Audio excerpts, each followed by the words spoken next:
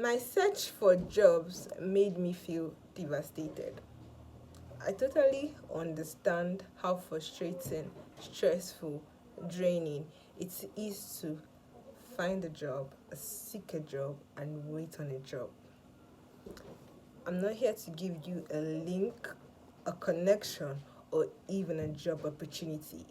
I'm here to teach you the hidden treasures that will make you no longer seek for a job but be an employer of labor. Before we dive into it, I need to understand one basic rule. Your ability to know what you can do, what you have to offer, will give you an edge in life, no matter where you find yourself and no matter the circumstances. Let's go back to time. In the olden days, job was seen as a means of exchange. It was your ability to solve problem within the garden. The garden here in context represents your community, your environment, around your people, and within your state. It was what you knew, what you had, that was able to provide solutions for your people. Darling, relax. I need you to understand that the foundation of things will give you an edge to understand that things are not really that difficult. Once you understand the foundation, you understand the strategy, begin to apply it to yourself.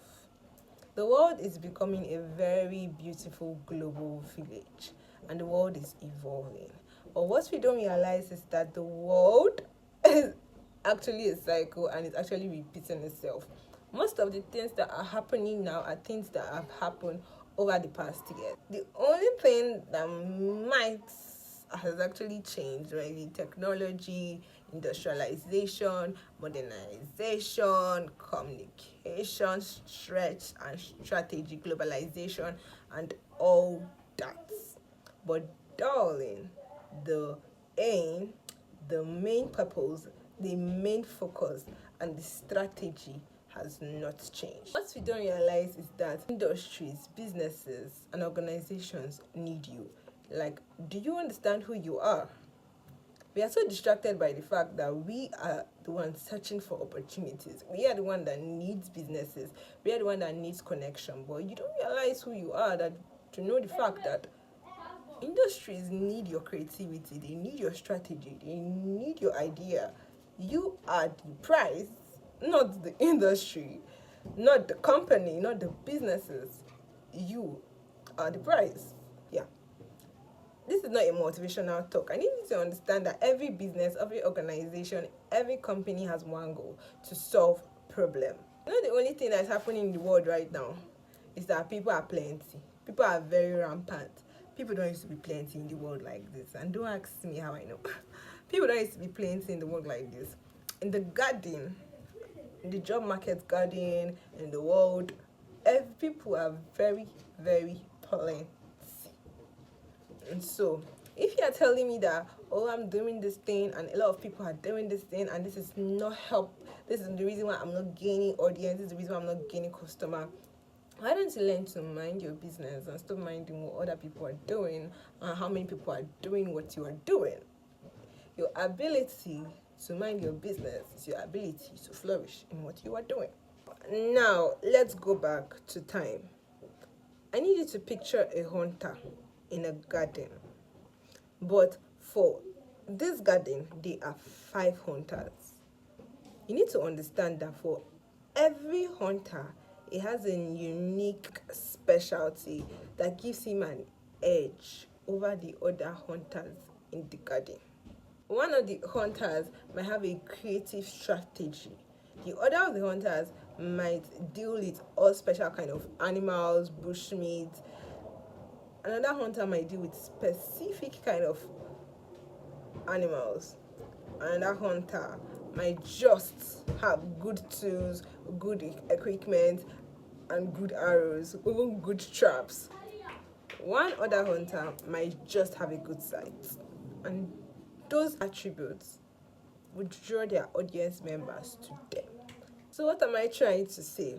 If you're saying, this business I'm doing, this thing I'm doing, there's a lot of people doing it, Why do you care about other people? You need to learn how to mind your business. You should bring that as a goal in your career, in your field, and in your job market. I need to learn how to mind my business. Your ability to mind your business is your ability to identify your specialty. Yes, darling. Your ability to be able to mind your business in your career, in your job, or in your field of endeavor is the ability to find your niche. One hunter one day might be out of tools. One hunter one day might be injured. One hunter one day might be unavailable. One hunter one day might travel. One hunter one day might lose strategy. One hunter one day might. So, darling, back to my message. I know how people say find your niche in content creation, find your niche on various social media platforms.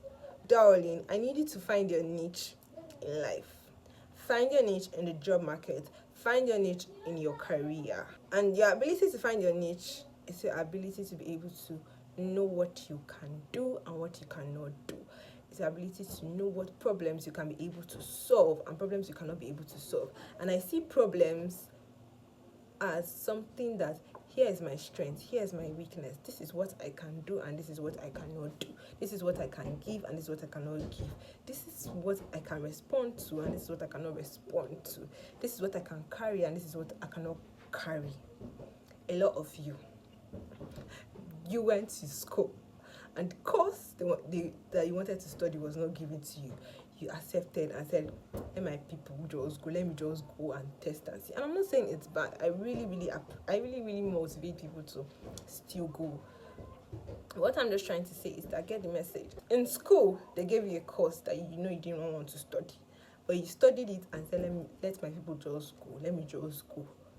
And you accepted that course, which is not a bad thing. I totally respect it.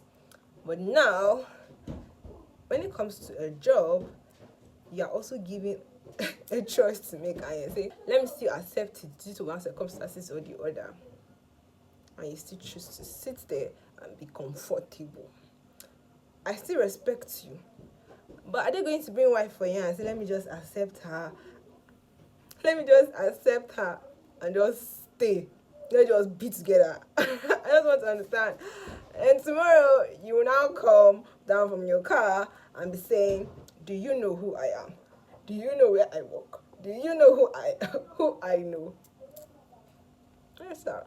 I know you. You don't have choice. Yeah, you don't have choice of your own.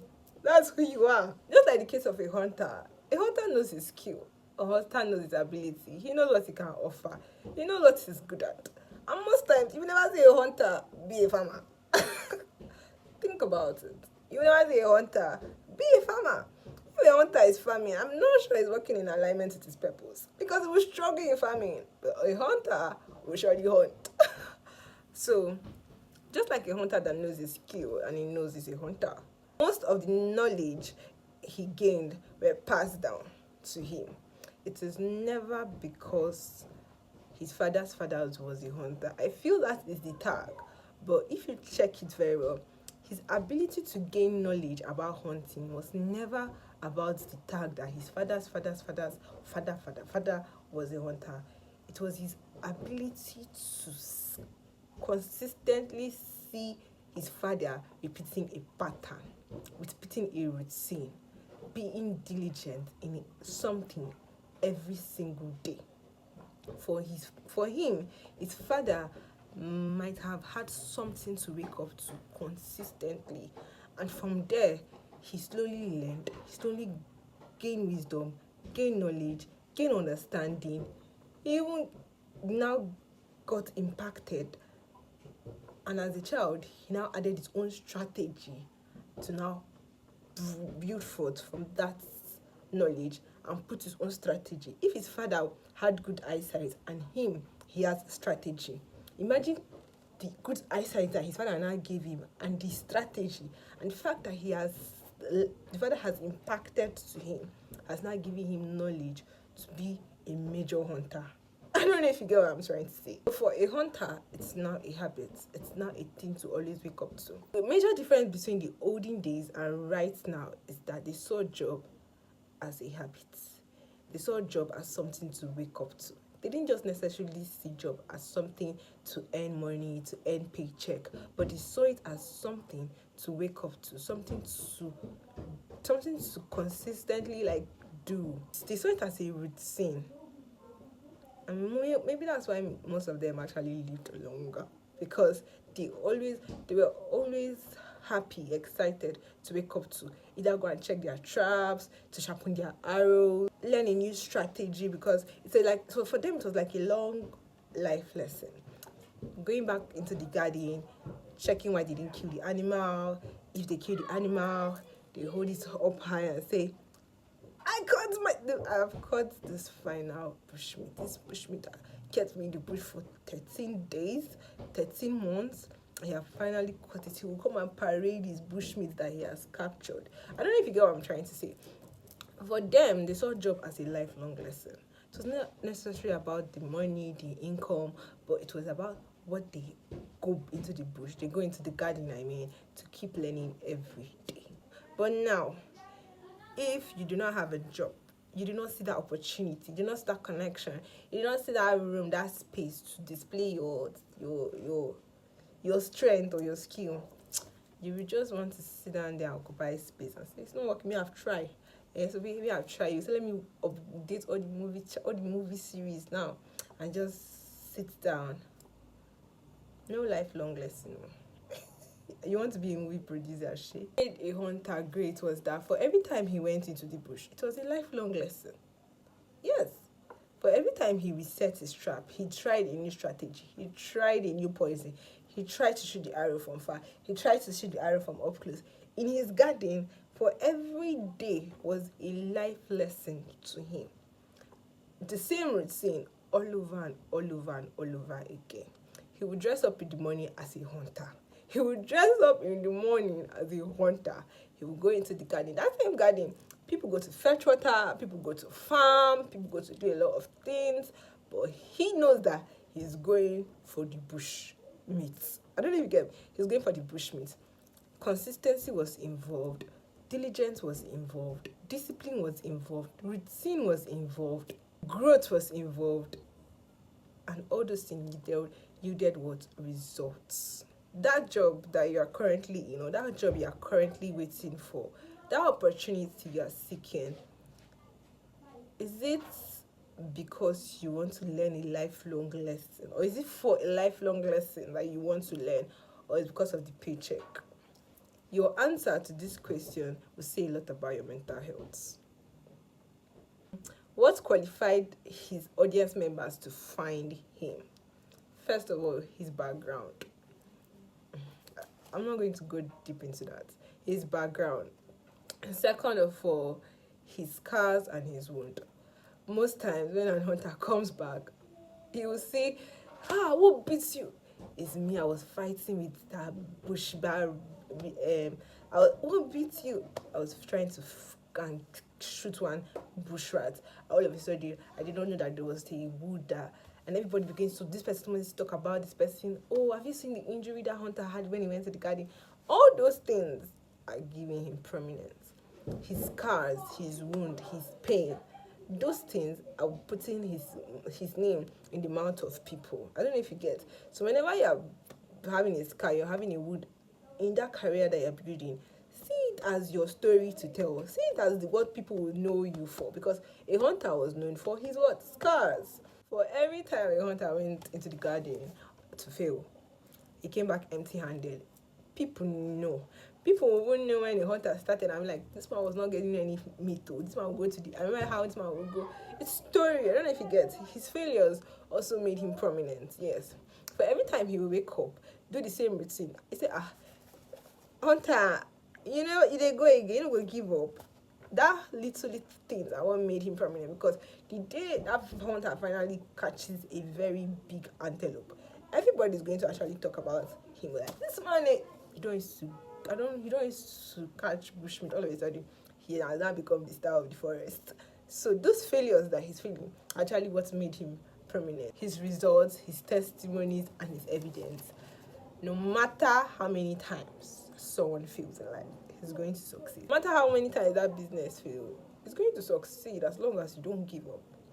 If a hunter decides that because in the first 5 years, he decides that because I'm not getting a bush meat, and he decides that he wants to give up in hunting, and what if he goes in the 6th year and he actually catches something that he would even make up for the 5 years? Anyway, guys, I need to understand that for every career that's seeking, a part of this price, a part of this sacrifice has been paid. So why are you scared of paying the price for your future? Why are you scared of pain? Scared of failure? Scared of your background? Scared of your wounds? Scared of your own testimonies? So guys, I remain your girl, Kelly Ifokwe. I'll see you on the next one. Bye.